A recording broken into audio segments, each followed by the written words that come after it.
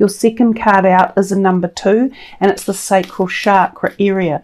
So this tone of orangey yellow is the sacral tone, which is also emanating a little bit through here, although this is coming up to the solar plexus color, the yellow as well. So for some of you, there may be a block in this part of your body, which is in the lower sort of stomach, hips area. It's our point of creativity. It's where we get ideas. It's where we have passion from. It's where we can be excited and promote activity and action and growth forward for plans, ideas, conception, concepts, constructs. And some of this may be tied into your career modality. For some of you, you may be a bit blocked or stuck or thinking, I want to change, or I want to do something, or I want to get some creativity back, and you may be having some problems with that. You may be in a bit of a lull phase. There could be good reason for this, because timing may be an influence, and perhaps right now, as we've merged over into this new decade, perhaps the energies aren't working significantly enough for you guys to get this rush of creativity or juices flowing. But some of you might be prepared to get rid of any blockages that are also in this area and sort of sweep up a storm of energy and creativity and passion and desire and sensuality, also sexuality. This is the area where conception of a child is formed in the female's body, so it's the sex organ zone. So for some of the ladies viewing out there, there might be something that needs clearing in and around that part of your body, especially if you are trying for a pregnancy. You may need to change a diet or uplift a holistic program or free up that area. Some of you may have pains or problems in this area as well, like ovaries that have got cysts on, or fallopian tube problems, or there are many other disorders, as I'm sure many of you know, that could be causing pain or constriction around that area. And for the older ladies, there's also coming into menopause, which is also in this area here, which may be something that you need to think about at this time in life, or at this time in the cosmic year of February. Also, guys, remember this is a leap year, so February does have an extra day, which is cool for us down here in the southern hemisphere, because we get an extra day of summer, and summer is my favorite season. I love the long days and the short nights. So this is for Sagittarius. What is it that you would like them to focus on, or be aware of, or meditate with, or expand into? Sagittarius for February. Not so many coming out at the moment. We'll see what's in store for you guys. A little more shuffling, otherwise we will move on to another deck. I might pull just a couple off the top. The Ace of Swords, triumphant success, and maybe this is what the planning is involved with, the patience and planning, because this card took a long time to come, this triumphant success. So this card is often about success coming at the cost of something else. Now this card can turn up when you are forming something or structuring something new, such as a business, and that may have been taking time to get the documents in place or to get other parties ready to sign the documents. There may have been hold-ups in a business title or some sort of legal perspective on a name, or a building that you might be renting, or a product that you're thinking of importing or exporting or getting patenting on. This could also turn up when a divorce is taking place, so the finality of the separation of something. And of course that could also have been involved in financial structure for some of you, such as the separating of a marriage or a business where money needs to come back into your hands, and it hasn't as of yet. So there may have been this timing stricture put on that, but it appears that it will be coming. I think this is a little bit later. It might not be right now, especially for those of you listening to this reading in the January portion. It might be coming a little bit later. The Eight of Cups is emotional withdrawal, and this is often about walking away from something that's not serving its purpose anymore. We can see him spending time, this guy here, in meditation on the sand at the beach. So possibly stilling your mind and taking contemplation of some meditation and trying to resolve something that you are possibly thinking of moving away from, whether this be a relationship of some type, or a career choice, or a country, or a philosophy, or a belief system, or something that you've been following that you've known for a little while hasn't really been balanced or addressing happiness within your own life. So oftentimes we get to this point when we are finally acknowledging that there's been something that hasn't worked. It's worked because we've put energy and time into it, and we've put love into it as well, but we're ready to face the fact that it's just time to part ways. So for some of you, this could be relationships, and we saw this with the divorce type card or energy, or the separation of something at the cost of something. And sometimes this can be emotions or relationships, but it always bodes well, this. And the walking away into the new direction also bodes well. It means that you are ready to face the new prosperity and the new options and choices coming into your life. Sometimes it's a bit hard to make that decision, but in taking this step, the first step, you're reigniting the possibilities of new beginnings. One more card from here, and it is 13, the transformation card, which is the death card, which kind of really resonates in terms of new beginnings and walking away from something. I prefer his terminology of the card, which is transformation, and she has the butterfly wings on her back. So we can go through transformation many times in our lives. Some people actually don't. They stay pretty much the way they are their whole adult life. But you go through transformation in terms of from a baby to a child, then from a child to a youngster, and then a youngster to a teenager, and a teenager to an adult. Those are all transformations, but sometimes when we become an adult, we stop that transformational process because we've either fallen into a place where we feel safe or contented, or we feel we have achieved everything that we came here to do. So not everyone goes through major transformations once they're an adult. They might stay very much the same. But for those of you who are on the cusp of some sort of adult transition or transformation, these times can be awe-inspiring and like mind-blowing, but they can also create a little bit of tension and anxiety.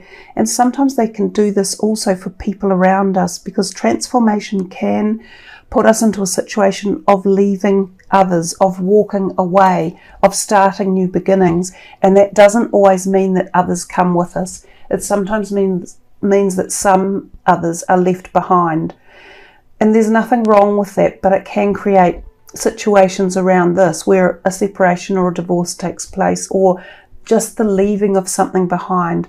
And as I said before, it may be the new beginning of a new business or concept or idea, but you've dropped something off in the background for it to occur. The Eight of Swords, so you have another 8, and the 8 of Swords is a little bit of anxiety and trepidation about perhaps the new journey coming forward. And I just mentioned that transformation can cause this to happen, that it is a part of the process, but for some of us we find that a bit daunting. So there are ways of moving into addressing that, and some of that is shadow work, like dealing with yourself and this shadow side, of which often we don't face, or we box up, or we put it away because of situations such as other people in our lives, or we have signed like a deal between relationships, and this might even be at a soul deal where we will not open ourselves fully, but we will follow a pattern, or we will follow the road of a relationship without really questioning it. So sometimes when we start doing shadow work or soul work, or we go through transformation, we feel this looseness, I guess, this this fluid changing in the background, and it creates this discombobulation or this gentle expansion or coming apart or drifting away, and that's where some of this anxiety comes from. So as we come back to that, the other 8, meditating and spending time in contemplative thought, especially about oneself and what one is going through, can help to loosen the ties of anxiety and allow the flow of natural creativity to come back in and bring a lighter load to our emotional body and our spiritual body as well. So this card often denotes just that need to take the step forward, to progress something forward and to not fear it. It's a little bit like the saying, feel the fear and do it anyway. That's very much what that card is representing. The other one that came through from this was the Queen of Swords, and she is often an air sign person. So there may be an air sign related in some of this energy around you. It could very well be someone who you already know, like a family member, or a community friend, and she could be playing a role in some of this decision making that you're making, the thoughts of walking away or leaving something behind. For others of you, she could be someone who is helping with legal documentation, because she's very good with words and documents. So she could be like a lawyer, a mentor, a psychologist, a counsellor, an accountant, a tax person, something along those lines as well. So if we do just a couple more out of the Morgan Greer deck for Sagittarius for February, we'll see what more is coming. The Magician, there's magic in the air. And when there's magic in the air, you have to grab it, because he is an alchemist in truth, and to create alchemic reactions of change, you have to mix something with another to get the change. So sitting and waiting for the Magician's magic to just be thrown into your life will never work. So the Magician, although it is magic, and that is amazing when these times come, he is magic by decree of hard work, or effort, or implementation, or acknowledgement, or something that you have to actually do. Now if you look, there's an 8 up here, and there's another 8 down here. So you've got some 8s that have come through, because you've also had these other 2 8s. So Taurus also had a lot of 8s coming into their reading, and 8s often represent this karmic energy, and at the moment through this period of January there has been a lot of karmic release happening for many people. It's something to do with the way the planets are aligned, because the big planets that are moving and shaking things up at the moment are the outer planets, which take like a 2,000 to 3,000 year cycle of repetitive movement. So what we're going through now on Earth we haven't seen for 2,000 or 3,000 years. Hence these very new energies and feelings that we are going through. We also have to throw into that mix something even rarer, and that is the transition into the age of Aquarius and moving out of Pisces. So as humanity, we are going through times of change that we have no recorded understanding or historical knowledge of. So this is why this is so deep and powerful for us as well. Now the 8s being never-ending life and karmic lives, so past life interactions, are representing that for a lot of people there's been some karmic release. Now karma can play out in many ways, and oftentimes it can be health related. It can also be related to family lineage and DNA issues. So for some of you, you might find a relief or a lifting or some sort of unbuttoning of something that feels lighter. You may not even be able to put your finger on it, but somewhere in your soul something will have been accredited. It's like having been to university or college, and you've done all your time there, you've sat all your exams, and you've finally passed the last one, which is part of a degree. And this is like being handed the degree because you've been through all the learning curves. And after that degree has been handed to you, you've freed something up. So that's kind of the best way to explain it. But there's a lot of karmic release coming for people at different levels for every individual person. Oh my goodness, the Hanged Man is another timing card. So we had the timing, the very first card, and he often refers to getting to a crossroad in life and having to make a really important decision. Do I go left or right, up or down? Do I stay with this person or do I go? So it's an intense card in many ways. It often has a halo around the head in other decks, which means some sort of illumination or understanding or awareness or epiphany. Now, he can often take time out, again like this, in contemplation to make these decisions about what is best for him as he moves forward. It can also represent things being stalled a little bit, so requiring this patience, and that galactic timing may be involved in some decisions or relationships that are going on around you. I also note often for this card that there can be something happening in the head area, such as pain, like headaches, eye pain, teeth, or throat issues that some of you may need to get seen. Also, you may need your back straightened or your shoulders or something like that, some sort of manipulation or healing.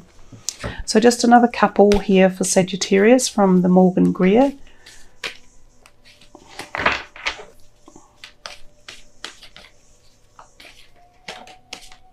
That's one. The Queen of Rods, another queen for you. She is a fire sign energy. Perhaps these two queens that have come in are playing a role. As I said, they could be family members or people within your community that you are dealing with at one level or another. She's very creative, the Queen of Rods. She could, the queens also could be for some of you potential new people that come into your life, whether they're new romances or new friends at a deep level, one way or another. So some of you might be moving to places or spending time with new people that you have met for a special journey for one reason or another. The Eight of Pentacles is about being very adept at your job and being physical with your hands. Sometimes it's a craft that you have been doing using your hands one way or another. So like a producer of something or a maker of something. It can also refer to writing. Now, it came out reversed, so it's still making me think there is a bit of a block in this area. And this card often refers to the base chakra, and it's another 8. So we've got some more 8s here for you. I think 8 is a focus. So there is still a timing issue. There's still a bit of a block around something. There could be a block for some of you around a career, around money coming in that you've been waiting on. I still think this is coming and it's forming some sort of structure. It is not fully delivered yet. So there may be a hold up in money. There may have even been money kept back for some reason, or falling off or falling out, because it's upside down. You get the feeling of these coins falling. And the other thing again with this card, it can also represent these back issues. This back issue is at the bottom. So although this one represents the top around here, this one can represent hips, thighs, buttocks and lower back. I'm definitely thinking some of you have got like an alignment problem or a spine problem, or you're needing freeing up. It could also represent that you need this chakra up the base unblocked, the sacral unblocked, and maybe even the head unblocked to allow the flow of energy through at the, chakra level, which helps creativity, which helps allow the blockages to flow. Let's see if we can put all these 8s together. Even though this is a card number 1, we've got the 8 depicted on here. And we've got another 8. So we've got 1, 2, 1, 2, 3, 4 representing with the 8 on them at this point in time. And what are these two? The 4 of Pentacles and the 6 of Cups, and they reverse onto each other and turn into the opposite number. Again, this is holding money tight, like a fear of losing it, or afraid to invest it, or thinking that you have lost some. There's something about your money that you're either contemplating or worried about, or a flow has ceased, or you're clinging to it for one reason or another. You definitely need to free up any anxiety or worry around money. Let it flow at a greater pace. This guy here, he does have ample money, but he worries about it. Sometimes this card can mean that money can be betrothed to you through a family member especially, but often it has limitations or expectations that come with it. So you might be gifted some money but asked to go and visit a great aunt or a grandma, to get the money. And speaking of that, this card is a lovely card to turn up. Most people consider it the card of happy love, definitely children or childhood, or going back in time. So revisiting the past for some reason. And it could be associated with this card since they came out together. And this might be where you are either finding some money from the past, or you are spending money to get to something in the past, like going back to a family home, doing something with the family home, redecorating it, or spending money on it, or purchasing it, or moving to a different country back to where you were from a child, or something about children that could be involved with this money and possibly house, or possibly even a job, or shifting. So some of you might be shifting and taking a new job that pays a bit less, but it's because of children or families for some reason. Some of you may attend events where you meet up with friends or families from the past and you rekindle positive, happy memories. And some of you, this is an indicator of a lover coming in, and it's a person you have known before and sometimes a previous lover.